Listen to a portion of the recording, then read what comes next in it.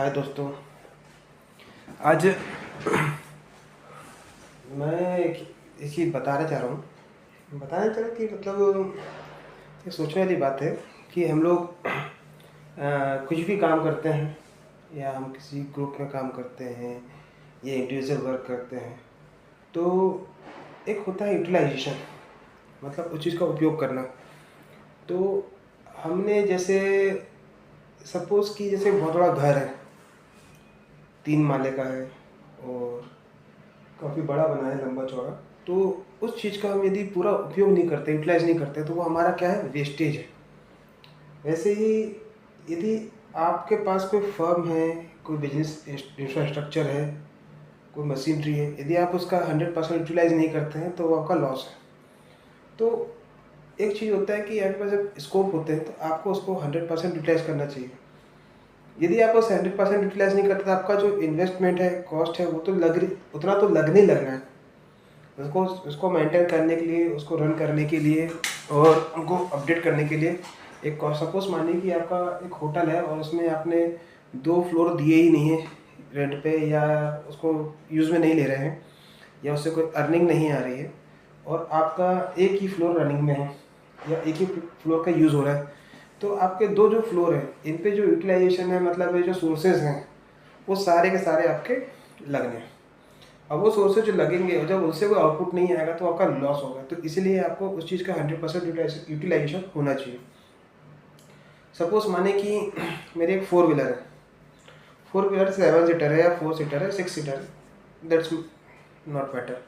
But यदि आप उस 4 व्हीलर में उतने लोग नहीं बैठते हैं और तो उसका 100% यूटिलाइज नहीं करते हैं, तो उसको गाड़ी को ले जाना वेस्टेज है। उसमें हमारा वेस्ट क्या होगा, फ्यूल तो वही लगना है, उसकी जो ट्रैवलिंग होगी वही होनी है, पर उसकी कैपेसिटी है कि उतने पर्सन्स को मूव कर सकती थी, तो आपने नहीं किया तो लॉस कर रहे हैं। तो वैसे ही बहुत सारी चीज़ें होती हैं यहाँ पे, हमको यूटिलाइज करना चाहिए, क्योंकि और वो जो सोर्सेज हमें मिले हैं उस पे जो एक्सपेंसेस आते हैं, वो आप उसका यूटिलाइज करो या ना करो, कम रन करो चाहे ज़्यादा करो, उसके जो खर्चे हैं वो तो होने ही होने हैं और आपका टाइम भी लगने लगा था। सीधी सी बात है कि उसे आप यूज़ कर लें तो वो चीज़ आपकी अर्निंग को मेंटेन करते हैं। तो ये होता है यूटिलाइजेशन। अब एक होती है अपॉर्चुनिटी। अपॉर्चुनिटी क्या होती है कि हम बहुत बार काम तो करते हैं पर कंडीशन होती है कि हम नहीं कर पाते, मजबूरन है।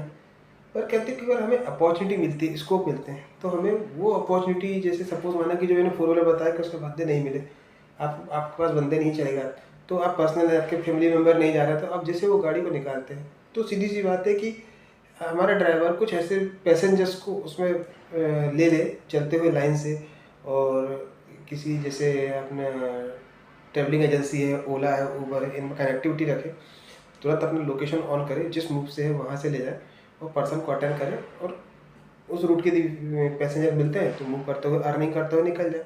तो ऐसी अपॉर्चुनिटी मिलती है तो ये अपॉर्चुनिटी को लैप्स नहीं करना चाहिए, ले लेना चाहिए। जैसे किसी जगह पर फिक्स काम कर रहे हैं और आपकी कैपेसिटी ज़्यादा है, तो आप उसको 100% यूटिलाइज करने के लिए यदि आपको स्कोप मिलता है तो आप ऐसी प्लानिंग करें, स्ट्रेटजी तैयार करें और उसका पूरा यूटिलाइज करते हैं। अपॉर्चुनिटीज़ होती हैं, तो अपॉर्चुनिटी को हमेशा गेन करना भी एक बहुत बड़ी बात है। तो हम अपॉर्चुनिटी को लैप्स नहीं करनी चाहिए, अपॉर्चुनिटी गेन करनी चाहिए। तो इस तरह से यदि आप करते हैं तो मुझे लगता है कि एक अच्छा प्रॉफिट होता है, बेनिफिट होता है। और सबसे पहली चीज़, हम लोग के पास जो एसेट्स दिए हुए ना ये यूज़ करने के लिए, तो इन्हें 100% यूटिलाइज करना चाहिए। यदि आप इन्हें यूज़ नहीं करते तो ये वेस्ट चले जाएगा।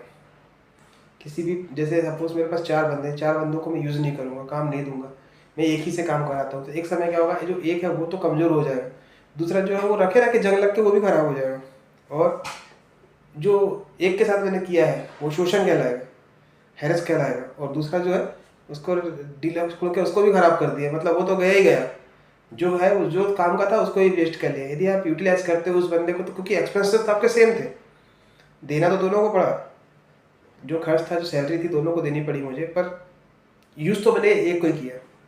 तो ये अब मेरी समझदारी है, बेवकूफ़ी है, ये तो मैं नहीं जानता, पर दोनों शर्तों पे मेरा लॉस होने वाला है, आज नहीं और कल होगा। जिस दिन इसको लगेगा कि मेरे साथ हैरेस हो रहा है तो वो भी ब्लेम करेगा, और जो लापरवाह होगा वो तो कहीं परफॉर्म करेगा, जो परफॉर्म नहीं करेगा तो फिर वो भी लॉस है, और जो हैरेस होकर ब्लेम कर रहा है वो भी लॉस है। तो आप देख लीजिए कि यूटिलाइज़ करना कैसा हमारे लिए इम्पोर्टेंट होता है। और यूटिलाइजेशन के लिए मल्टीपल फील्ड है, अलग अलग सेक्टर, अलग अलग फील्ड में, अलग अलग स्टेट में अलग अलग तरह के मैटर हो सकते हैं।